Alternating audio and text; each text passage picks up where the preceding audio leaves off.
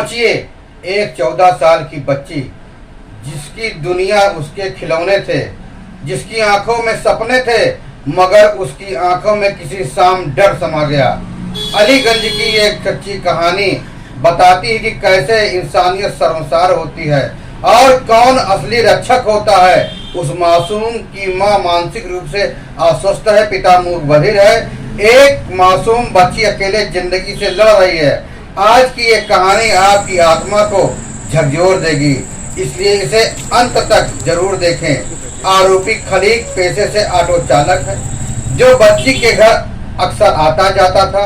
बहाने बनाकर अंदर आना, घर के हालात देखकर उसकी नीयत में खोट आ गई और फिर शुरू हुआ दुष्कर्म का सिलसिला।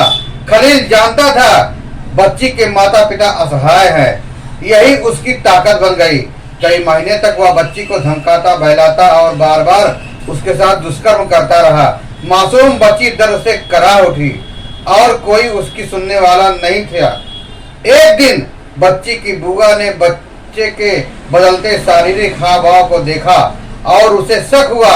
जब जांच कराई तो पता चला बच्ची 7 महीने की गर्भवती है। बच्ची की बुआ के पैरों तले जमीन खिसक गई। ये वही बच्ची थी जिसे वो गोद में खिलाया करती थी और अब उसके भीतर एक जिंदगी पल रही है। परिजनों ने जब आरोपी से शादी के लिए कहा तो उसने साफ मना कर दिया, उल्टे मारपीट पर उतारू हो गया। बच्ची की बुआ ने हिम्मत जुटाई और उसे सीधा अलीगंज थाने लेकर पहुंची।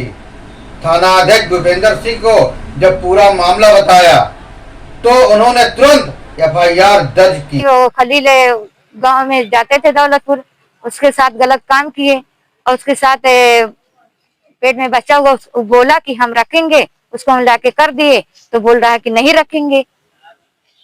अब जब नहीं रखने को कह रहा है तो हम कहाँ पे उसकी शादी करी, बताओ तुम। तो रजामंदी से करता था कि जबरदस्ती करता था, उसका मुंह दबा के लेकर जाता था।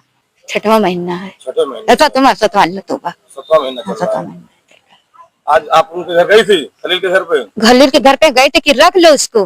कल हम बच्ची को लेकर वहां से बोल रहा था दौलतपुर, बोला जब पंचायत हुई ये सबके सामने, बोला कि हम रखेंगे इसको रखेंगे, यहाँ पे हमारा बच्चा हम रखेंगे। तो हम इसको ले आके कर दिए तो बोल रहे हैं कि हम नहीं रखेंगे। अब तो खलील तो शादीशुदा है ना? हाँ।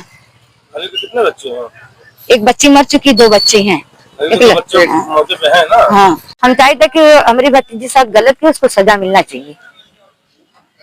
सजा से सजा, बहुत लड़की के साथ गलत काम कर चुका है, हम सब लोग कह रहे हैं। कुछ पुलिस वाले केवल वर्दी ही नहीं पहनते बल्कि वो वर्दी का फर्ज भी निभाते हैं। पुलिस ने 24 घंटे के अंदर ही मोजनपुर रेलवे क्रॉसिंग से आरोपी को गिरफ्तार कर जेल भेज दिया।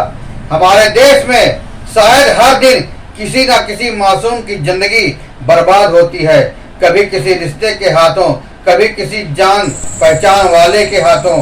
भरोसा, रिश्ते और विश्वास आज ये सब धीरे धीरे खोते जा रहे हैं। सवाल ये नहीं कि अपराधी को सजा मिलेगी, सवाल ये है कि अगली बच्ची कब शिकार बनेगी।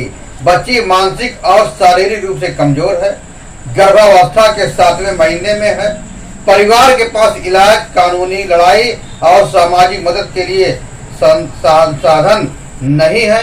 उस बच्ची की मां मानसिक रूप से अस्वस्थ है, पिता सुन और बोल नहीं सकते। सोचिए उस बच्ची क्या होगी। समाज ने भी मुंह मोड़ लिया है क्योंकि अब एक गर्भवती नाबालिग सिर्फ अफवाह बन चुकी है, लेकिन वो लड़की कोई आंकड़ा नहीं, वो किसी की बेटी है, किसी का भविष्य है। मोहल्ले के लोग हैरान है मगर ज्यादातर चुप हैं। ऐसे मामलों को छुपाने की संस्कृति ही अपराधियों को हिम्मत देती है।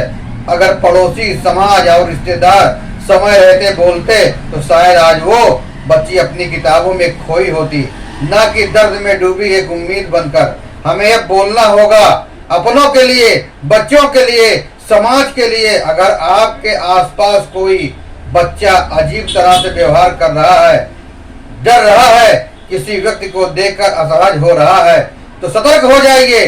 अपने बच्चों से बात कीजिए, उन्हें आत्मरक्षा सिखाइए और सबसे जरूरी उन पर विश्वास कीजिए, क्योंकि ये घटना सिर्फ अलीगंज क्षेत्र की नहीं आपके अगल बगल भी हो सकती है। इस वीडियो को इतना फैलाइए कि हर माँ बाप, शिक्षक, हर युवा जागरूक हों। और अगर आप कभी किसी मासूम के साथ ऐसा होते देखें तो चुप मत रहिए, क्योंकि चुप्पी अपराध से भी बड़ा गुनाह है। आज के लिए बस इतना ही, फिर मिलेंगे एक बड़ी खबर के साथ। तब तक के लिए जय हिंद, वंदे मातरम।